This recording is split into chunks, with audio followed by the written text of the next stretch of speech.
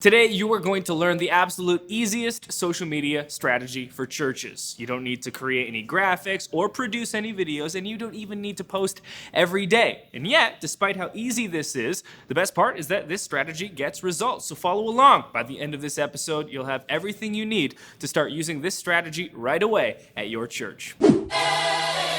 Well, hey there, and welcome to Pro Church Tools, the show to help you share the message of Jesus while we navigate the biggest communication shift in 500 years. I'm your host, Alex Mills, joined as always by Brady Shearer. Social media is still a struggle for so many churches, and the reason is because social as a discipline, as an endeavor, is very multifaceted. Sure. It requires graphic design, video production, copywriting, it's customer support, it's communication, it's like we need a branding, worship leader.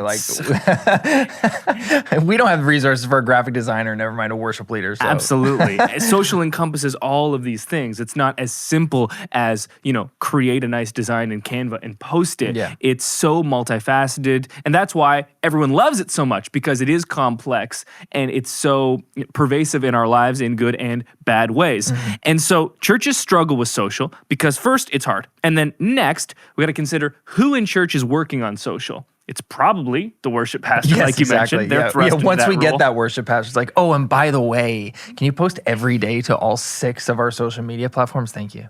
I have my degree in youth ministry and theology. I was in that youth ministry track at school. And so I know that every single time one of my friends got hired in full-time vocational ministry, it was like youth pastor / media. Yes. And media was still just an umbrella term that included social everything. underneath that. Yeah. So their umbrella term secondary role was encompassing of social. Yes. That's who's in charge of it. And they only got paid for the worship part. Oh, absolutely.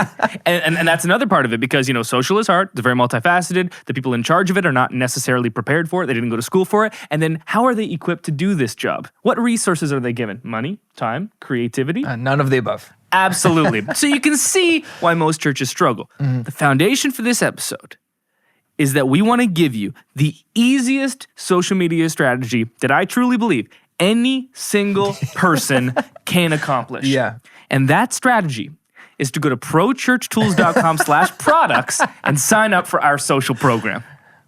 And we'll see you next time. And that'll do it for this episode. No, okay. No, seriously, that is the easiest way. Yes. But it does require a financial commitment. So if at this time you are unwilling or unable to make that commitment, though, do check it out, prochurchtools.com/products. We'll give you a new post every single day and a caption. We'll even post for you if you want to. You don't have to do anything. Unlimited customization, seriously, the easiest thing.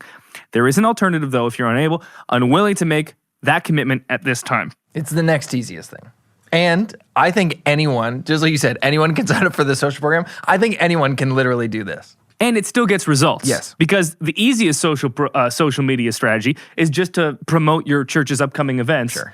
And use WordSwag to automatically generate a post for it. That's not going to get results. We get a lot of emails from churches that see our countdown posts from our social program, or they'll see, a pastor or church they look up to create an amazing sermon video post that has transcribed the words that the pastor is preaching in this cool dynamic animation. And they say, Brady, how can we do that? And I say, you'd need someone pretty skilled to accomplish that, or you'd need to spend a lot of money, maybe a couple $100 to get a single post like that if you're going to pay a motion designer to create it for you, which is just out of the realm of possibility. It's not sustainable for virtually every single church. So this strategy kind of bypasses all of that while still getting results. And when we say results, what do we mean by that? Well, with social, we want to start meaningful conversations and we want to provoke spiritual practice. It's not just about getting likes and getting followers, though those can be indicators that you're doing social well. On their own, they don't really mean anything. Right. We want to provoke spiritual practice. We want to start meaningful conversations. So that is kind of the lead up into this strategy. It's important to understand, why are we doing social? What are we trying to accomplish? What's great about this strategy, you don't need to create any graphics for it. You don't need to be a video production wizard, and you don't even need to post every single day. The framework for this strategy is to post thrice per week. So Monday, Wednesday, and Friday, and it's only 2 steps to actually get it done. Ready? Okay, that's all the lead up. Okay. There's the people in the comments. Why'd it take 3 minutes? We're sorry. We're not sorry. Step 1. For the ultimate. Oh, good. We're going to delay it even more. I'm saying for the ultimate, most simple social media strategy ever, We got to set it up. Yeah. And here we go. We're about to deliver. Here it is.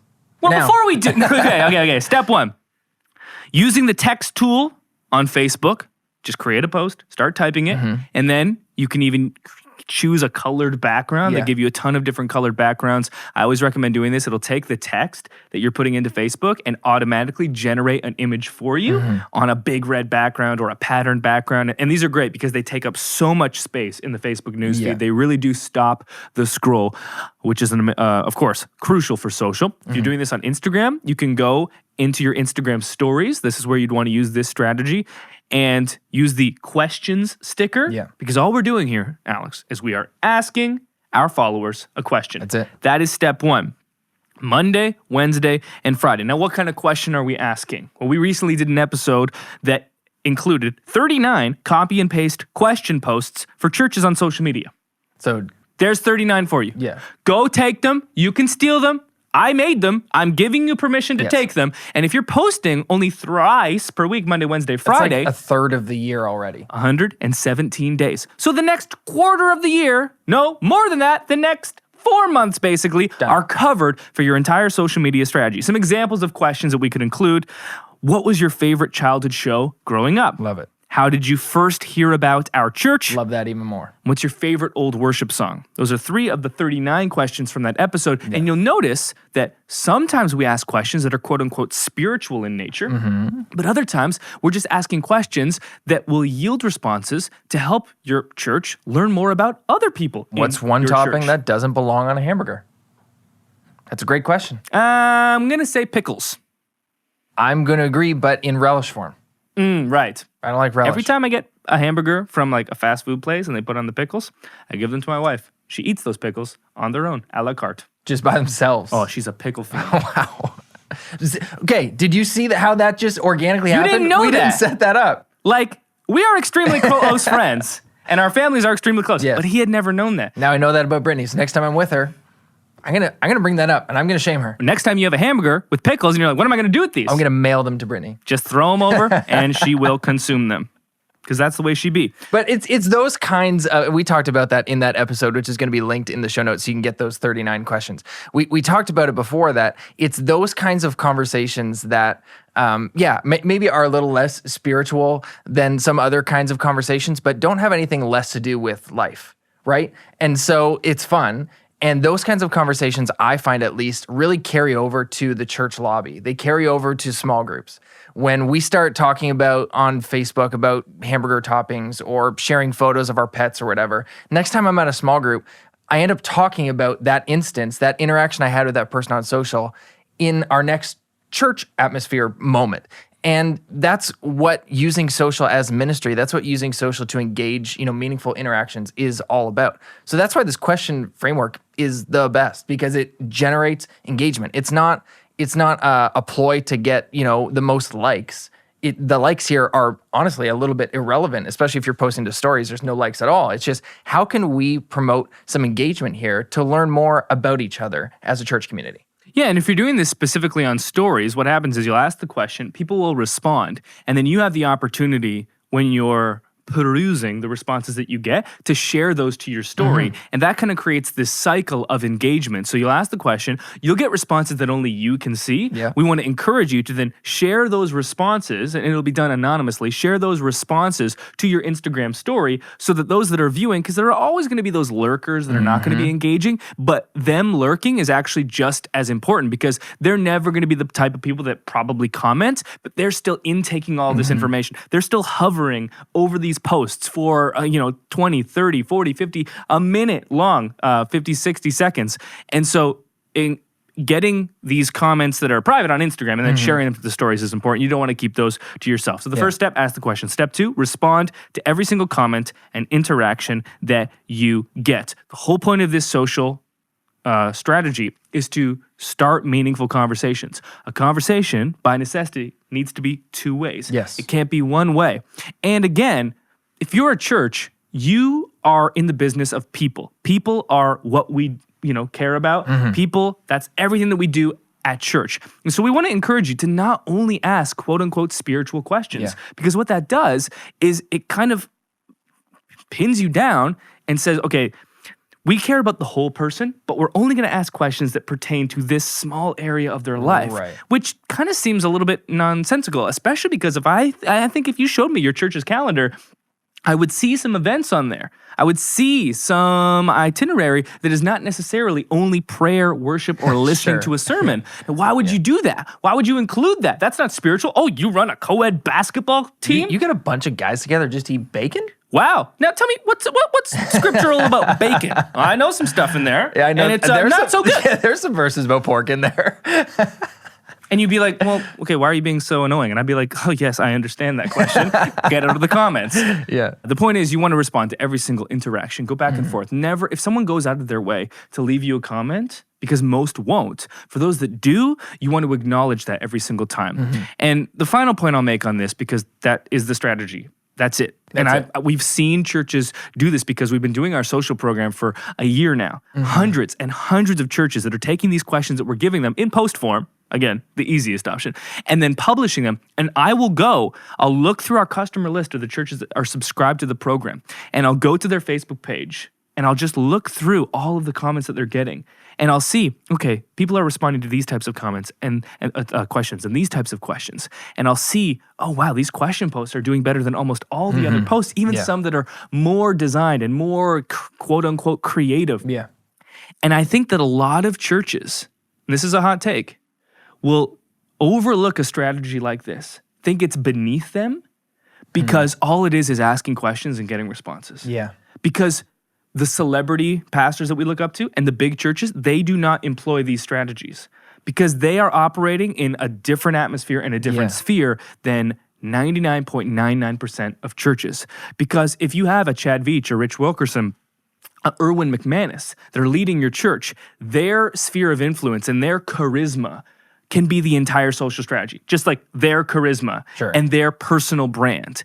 And you, as a person that attends that church, you want to know about the upcoming worship album and the really cool services that you're having and the merch and the pop-up shops and the books.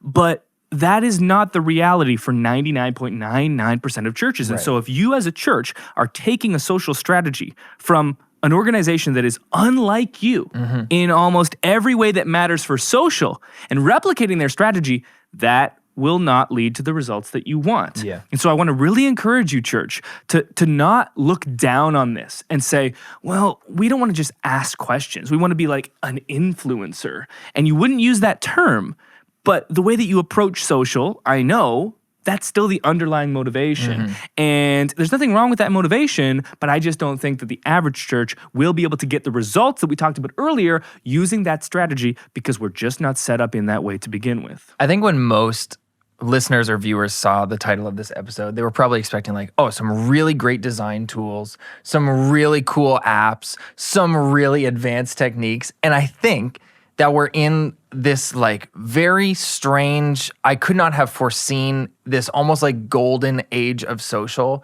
where the bar for design is so low.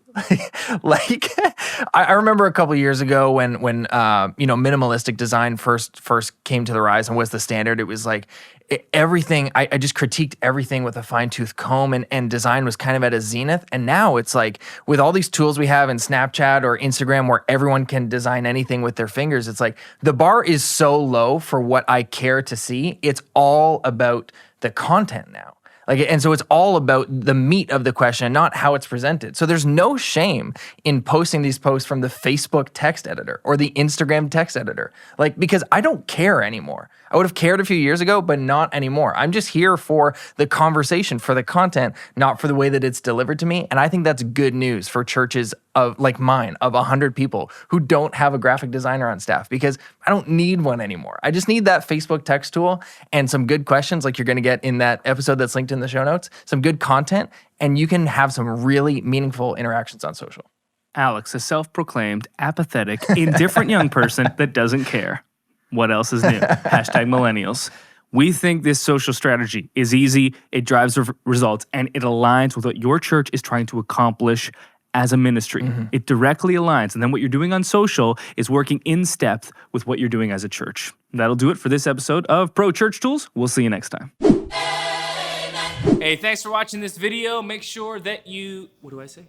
You want them to subscribe to this channel. Hey, thanks for watching this video. Make sure you subscribe so you never miss another video. And I would love if you like this video, go ahead and smash the like button. Smash it!